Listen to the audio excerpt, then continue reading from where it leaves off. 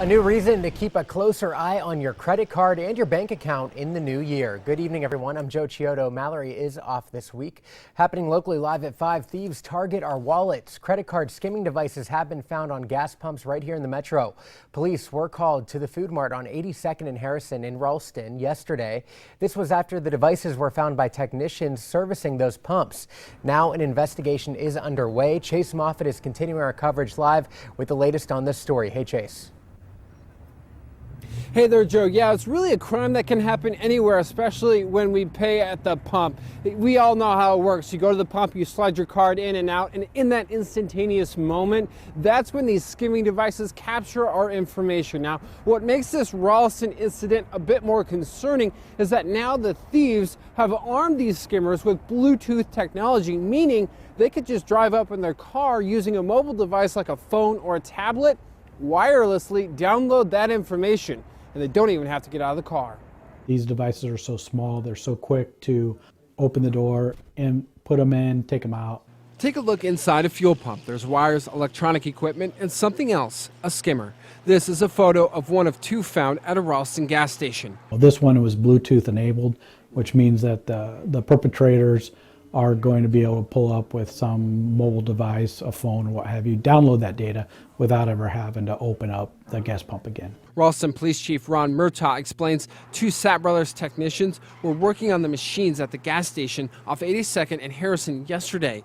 They recognized two skimmers they found right away on pump 1 and 2.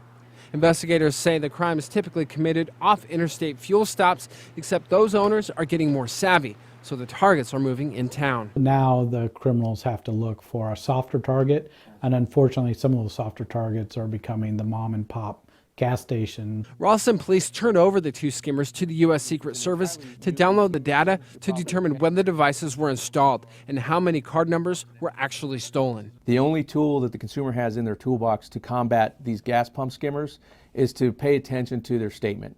Look for any transaction that is out of the ordinary. I keep track of my bank account all the time. Every day I check it out and make sure that all the charges that I've made are on there. Judy McMahon understands the need to keep an eye on her account, but the thought that thieves are using technology to steal bank information at the pump is unnerving. It scares me, but a lot more people don't even carry cash anymore. In Ralston, while the sign here says Superstore, that owner said he sold that gas station last summer.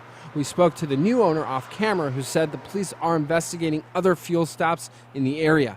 In the meantime, because typically customers cannot locate or wouldn't be able to tell if a skimmer had been installed on a pump, according to investigators, it's just best to prepay. Take a few extra moments, go inside and pay the cashier versus paying at the pump.